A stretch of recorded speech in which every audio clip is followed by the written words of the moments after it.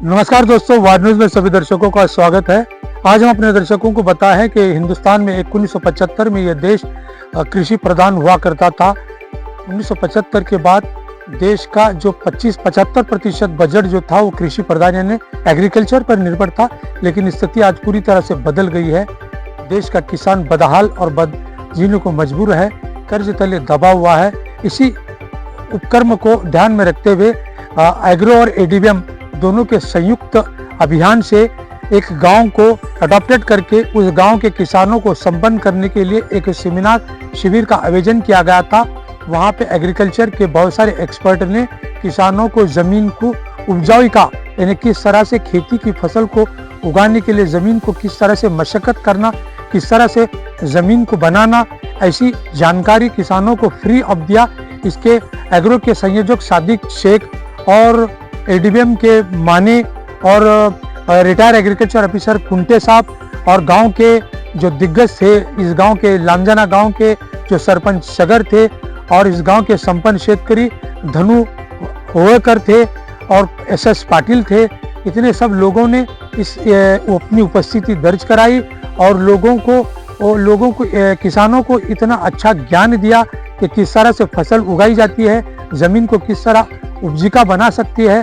तो वार न्यूज़ ने किसानों के दिल की बात आज हम अधिकारों के से सुनने के बाद हम अपने किसानों को और लोगों को पहुंचाना चाहते हैं। देखते रहिए वार न्यूज़ की एक रिपोर्ट। धन्यवाद।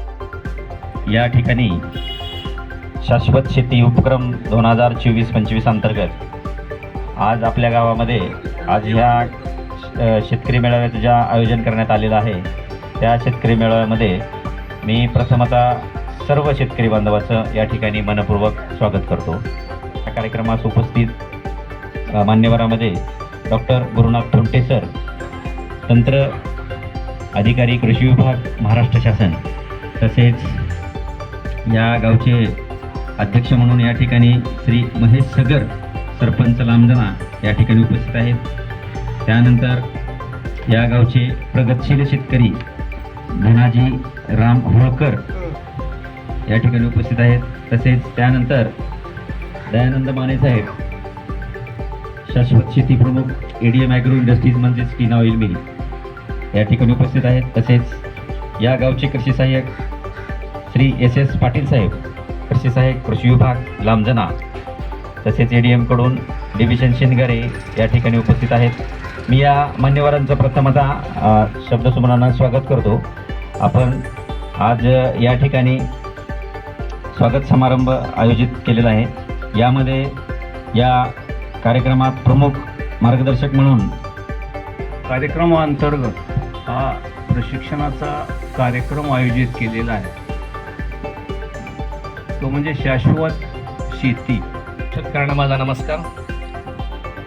आजचा हा जो काही शेतकरी प्रशिक्षण कार्यक्रम या ठिकाणी आयोजित केलेला आहे, हा प्रशिक्षण कार्यक्रम एडीएम ॲग्रो लातूर आणि रोबेल फार्मर प्रोड्युसर कंपनी एक थोड्याच कालावधीमध्ये आपल्या या भागात शेतकऱ्यासोबत काम करत असताना एक नावारूपाला आलेली कंपनी आहे।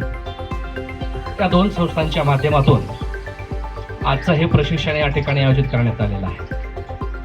शेतकरी मित्र, सर्वसाधारणपणे दररोजच्या व्यवहारामध्ये आपण एकमेकांना बोलत असताना शाश्वत शब्दाचा उच्चार करतो। एखाद्या कामाची जर खात्री आपल्याला असेल तर आपण काय म्हणतो की हे मला त्या कामाची शाश्वती आहे, हे काम तुम्ही करा। शाश्वती म्हणजे काय? खात्री असली पाहिजे। आता इथं बसलेले सर्व शेतकरी, मागं कोणी बोलू नका, 2 मिनिट। इथं बसलेल्या सर्व शेतकऱ्यांना माझा पहिला प्रश्न असा आहे की किती लोकांना वाटतंय की आपल्या पुढच्या पिढीनं शेती करावी? खरं सांगायचं, किती लोकांना वाटतंय?